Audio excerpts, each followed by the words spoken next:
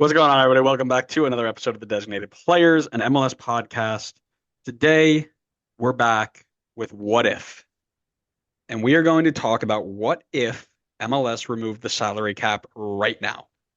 There's always the talk about, oh, we needed the salary cap back in the day because we didn't want to be the next NASL and nobody cared and we need to build reputation and all that's good and fair. But we've got a reputation, we've got a good hold in the country. So what happens if we remove it right now? We'll look at a bunch of decisions, talk about the good and the bad of what might happen, and hopefully give you the information to decide what you think about the topic. So I'm Andrew, that's Connor, and this is What If on the Designated Players and MLS podcast. What's up, buddy? We're almost done. You know what my favorite? I was just thinking about this. You know what actually be a good what if that we could cover? What if Connor was cool and didn't bother me every time he spoke? No, not that. Oh, It's what if I left the podcast? that was close. It was kind of close. I was kind of disappointed you said that. Oh man. Well, what would happen is, I mean, I'd probably say a 300% increase in viewership right off Ah, the I mean, bat. if that's what it means, then I'll just click the leave button now.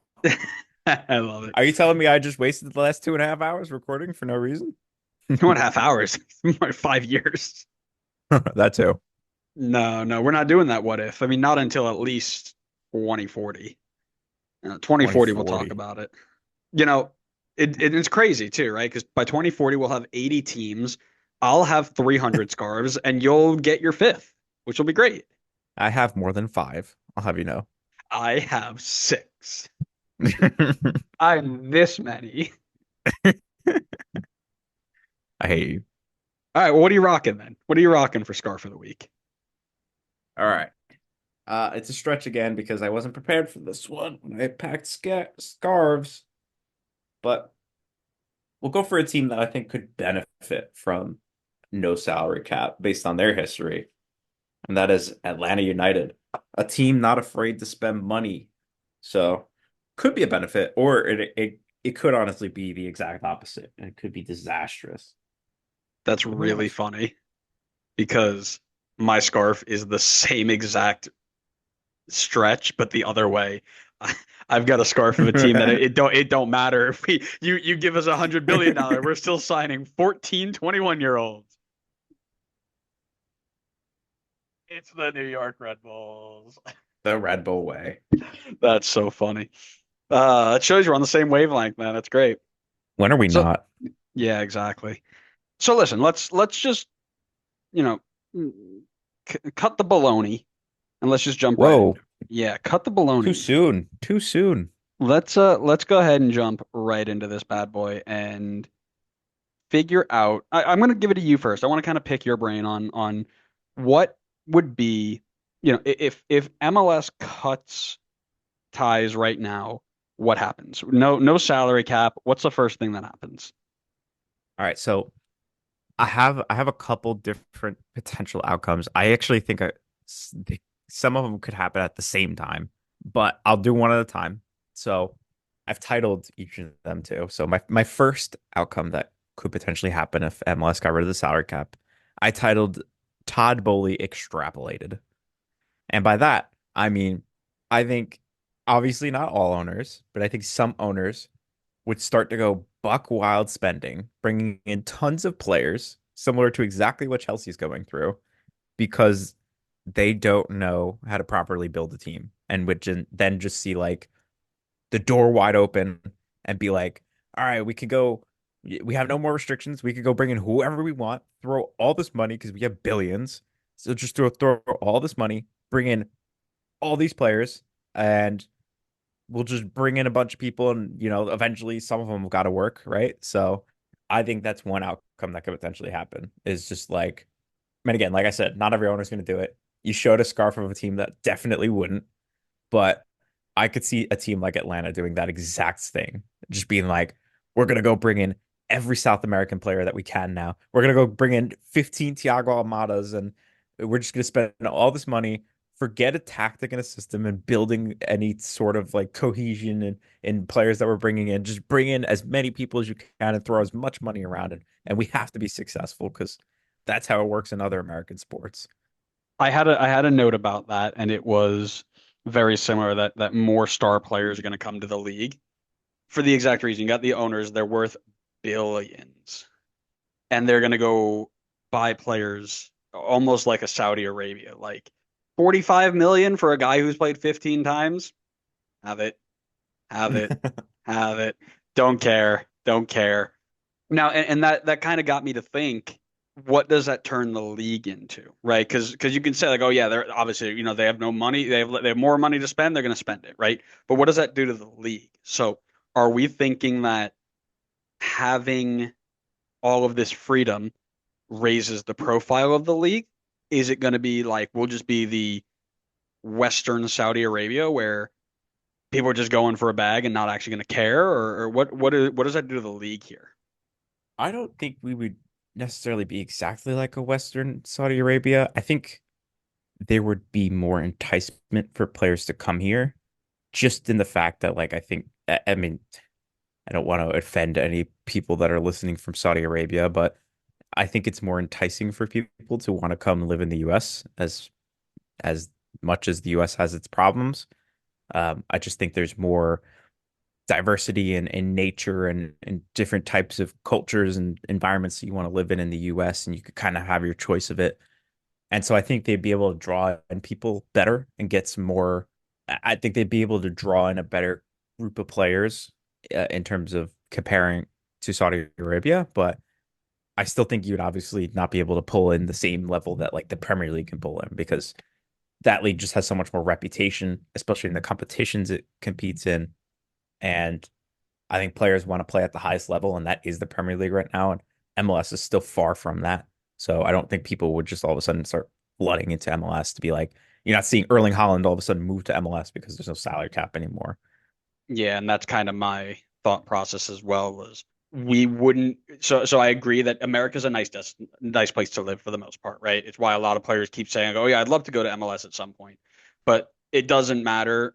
Like, we would have to overpay the way Americans overpay for everything, by the way, but we would need to overpay significantly to get players of actual reputation in their, I like that word, use reputation, in their prime here tomorrow, right? Because your thought process is exactly right. At the end of the day, players have grown up, and probably rightly so, that the European leagues are just the pinnacle of where you want to be. You need to play there at any given cost. You need to play in the Champions League. You need to do X, Y, and Z, and it all needs to be in Europe, right? So it doesn't matter if we start throwing contracts out of, Chelsea contracts of, paying billions of dollars and whatever. The league reputation, to me, as a fan, I think great, awesome. We're getting more players, the quality is getting better, right? But overall, in the anti-MLS world, or the broader Euro snob world, where it's just, oh, they are just doing the next thing Saudi Arabia is. They're sports washing, and they're just trying to buy the game, and it'll never be Europe. It'll never be Europe. It doesn't matter how many Europeans they get, it'll never be Europe, right?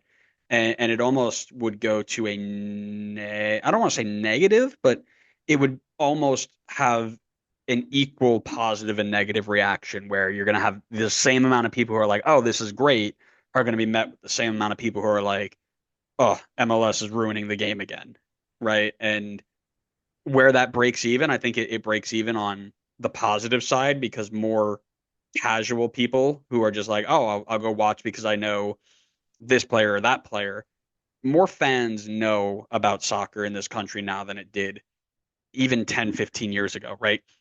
The emergence of FIFA as a video game, the emergence of all of these leagues being able to be seen on ESPN and Peacock and NBC and all these other leagues has been great for the growth. And we talk about the different ways the game can grow. It's been great for the growth of the game just as a fan, as a getting into it, right? Now you're able to bring some of those players over from teams that people have watched, right? Maybe not necessarily the stars of the stars, but oh, this guy was a pretty good center mid in the Prem, and now he gets to come over here and be one of the star players. I'm gonna and it's 2 hours from my house, right? He plays for Charlotte now, or he plays for Atlanta. I'm gonna go watch him play a little bit more. I'm gonna follow them more because they're close to me.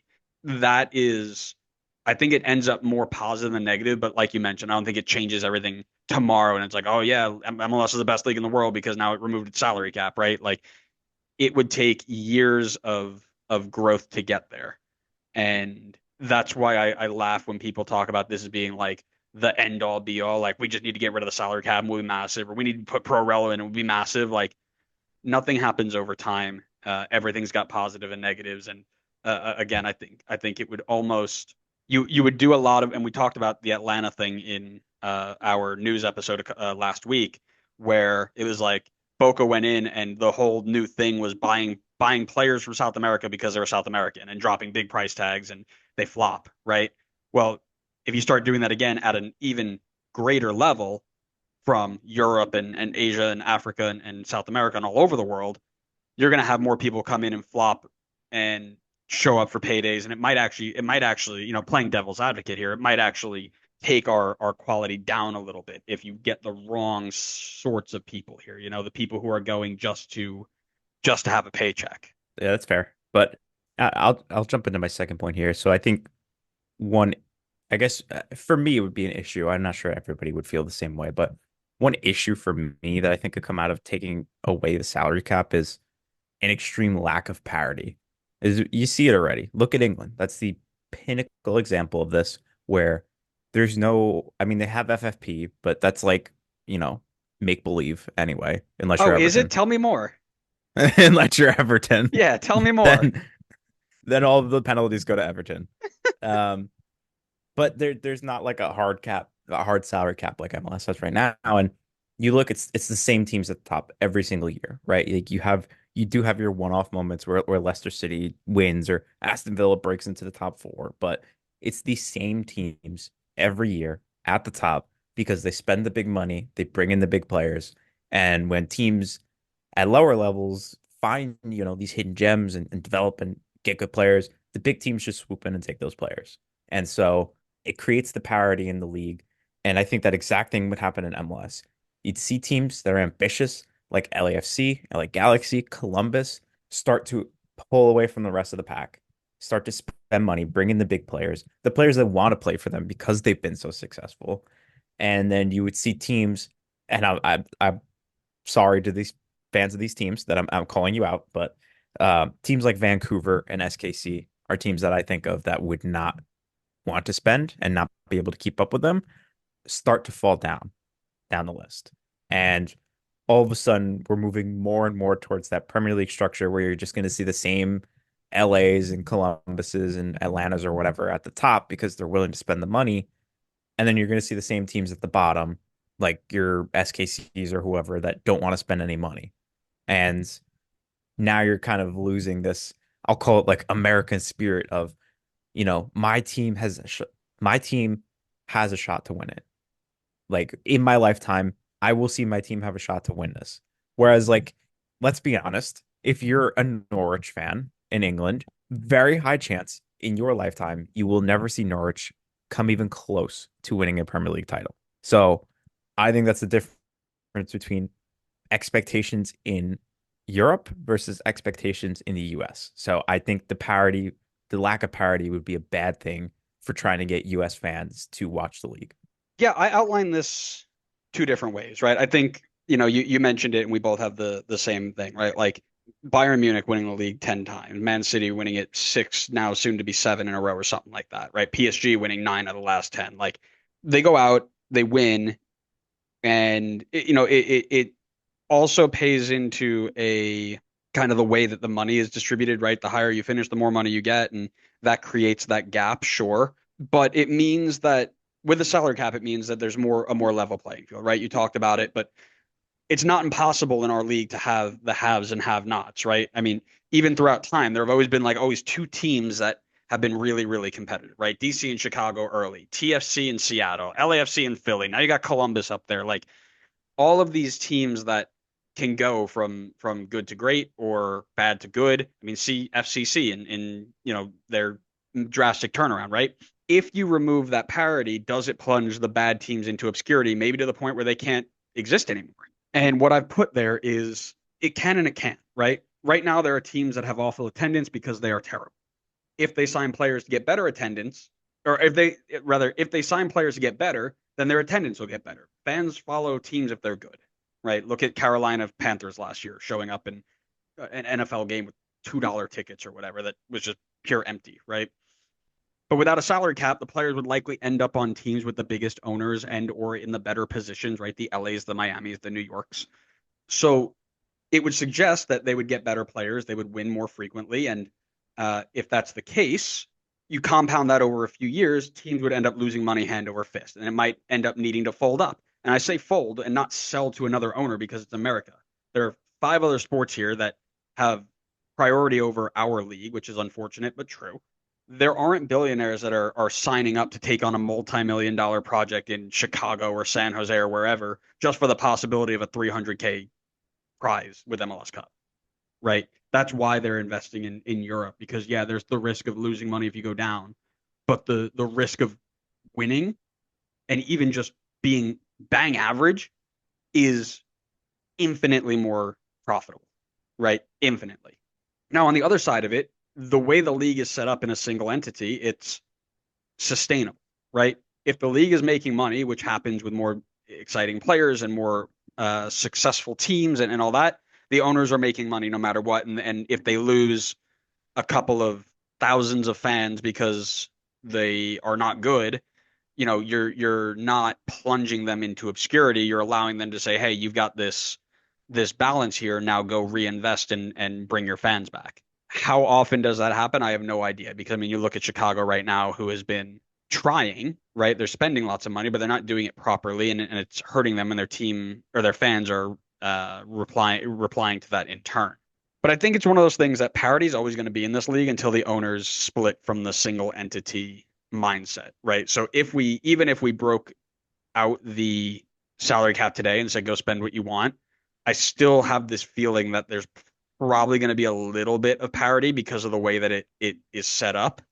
And it may not be as big of an impact as possible. And I say that because even when you are on a losing team here, you're not getting relegated to another league, which means you're not having to sell off all of those players, right? You can hold on to them and you can keep them and build around them.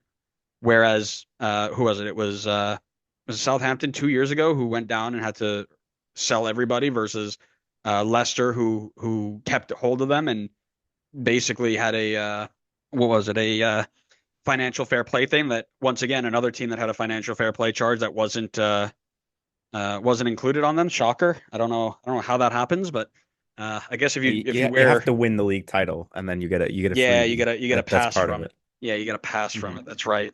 But for the most part, I think Leicester's the only team I've ever seen do that.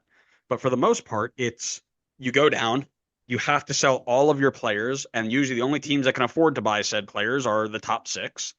And that is where that gap comes from. So without the relegation side of it, you might have less of an impact on your parity. And that's kind of the way that I've seen it. Now I agree with you. I think there still would be a gap because it's owner driven, but because of the way it's set up and the fact that even if you're bad, you don't have to get rid of them. You can reinvest and try and build around them or move them on and try again, right? There's no mix in that where it's oh I go I have one bad year, I go down, I lose $100 million and now I need to sell players to make up for it, right? I don't think that happens, and that's another thing where the parity wouldn't be hit as badly. So yes, but not as badly as usual. Did that Yeah, make any I would agree. sense? No, I would agree with that. My concern is, I guess my concern a little bit with the owners is there's some of them that, like you said, Chicago, I think SKC as well, who like at least have attempted to bring in designated players on like, I don't know, Montreal, who doesn't even try. And my problem is that they stick with them for too long. Like, how long was Shaqiri with Chicago underperforming? Like, way too long.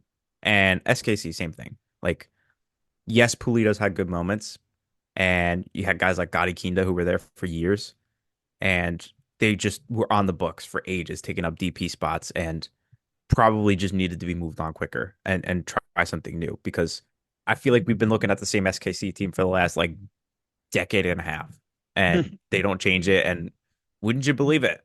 They stink now because they haven't made any changes. That's my little bit of worry with some of the owners if we like got rid of the salary cap is sure they'd be willing to experiment and bring in players, but some of them are very bad at that. And then I'd be worried that they try to stick with it too long because they're like, oh, we spent so much money on bringing this guy in. Like, we want to try to recoup what we can out of it. And they just be too headstrong to be like, we messed up. Let's cut our losses and move on. Try again.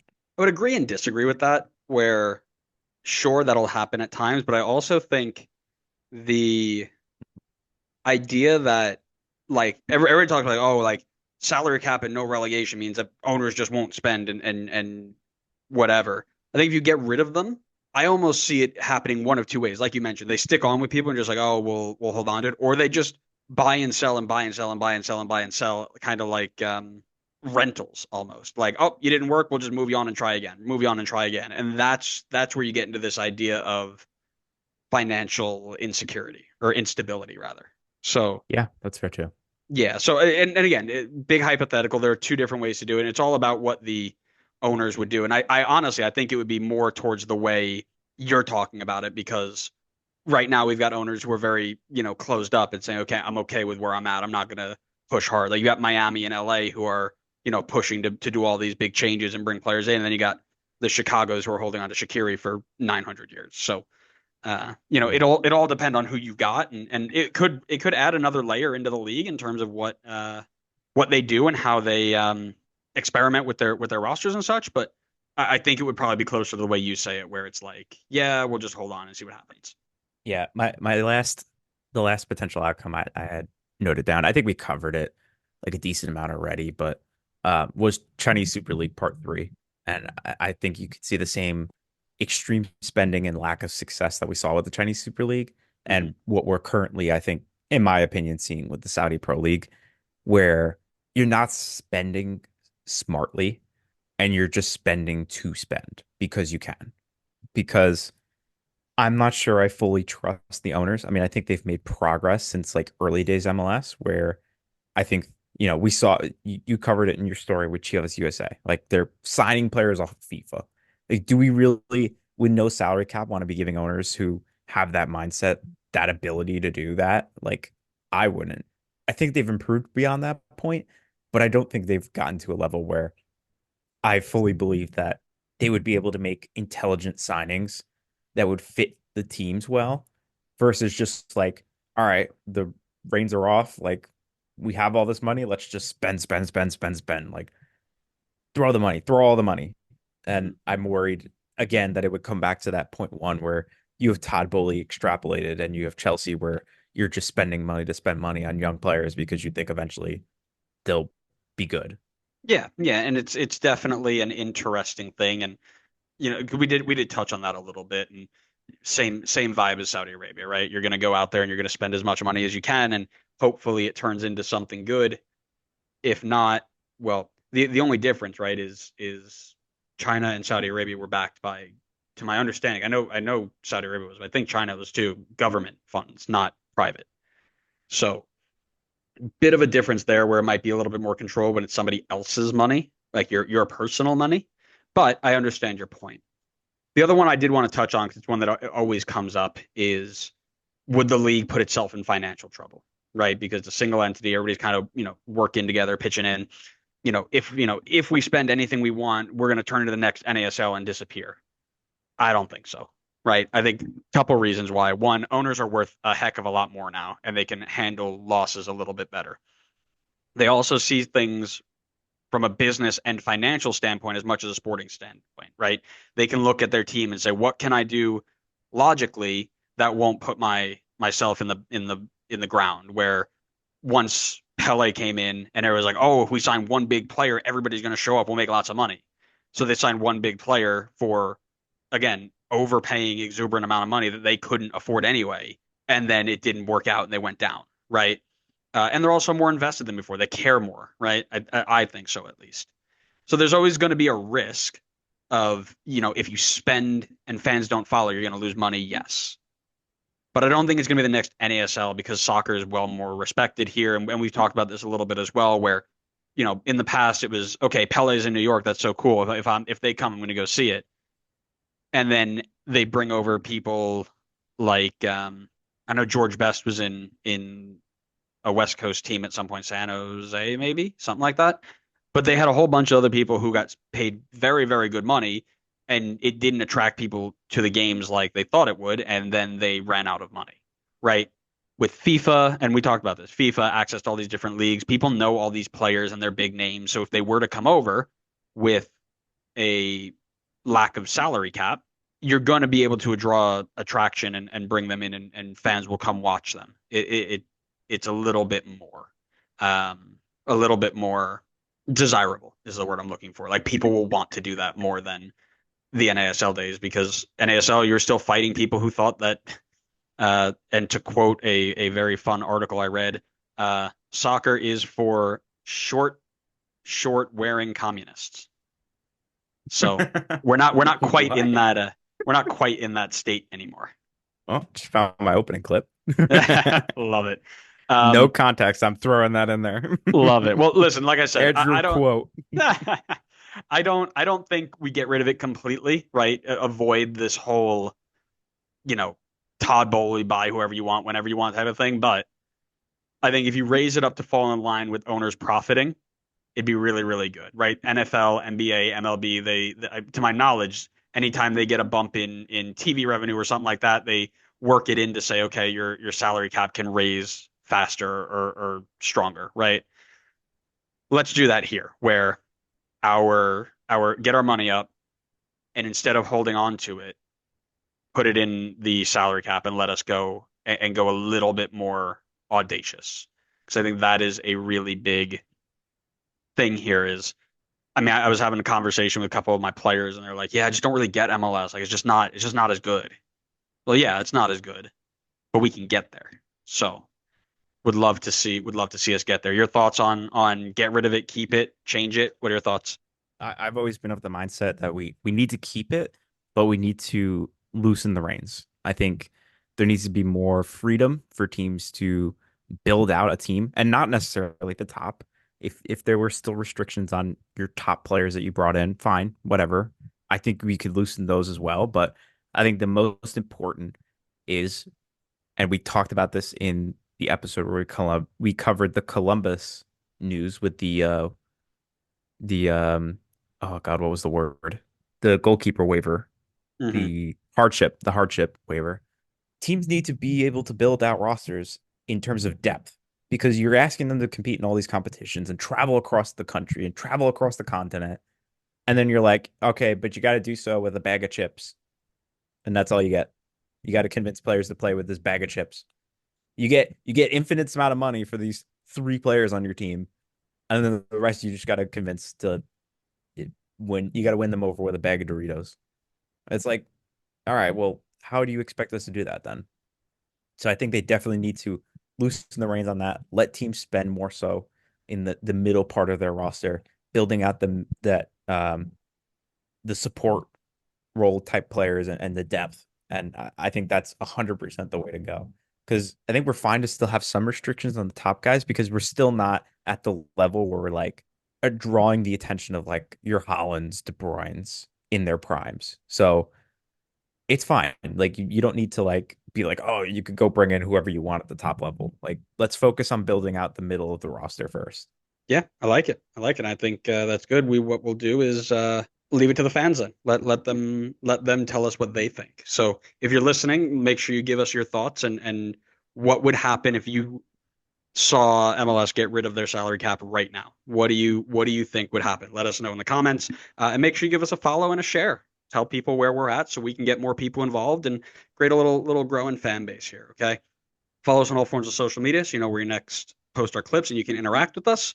And until then, we'll see you next time on the next episode of the Designated Players and MLS podcast. See ya.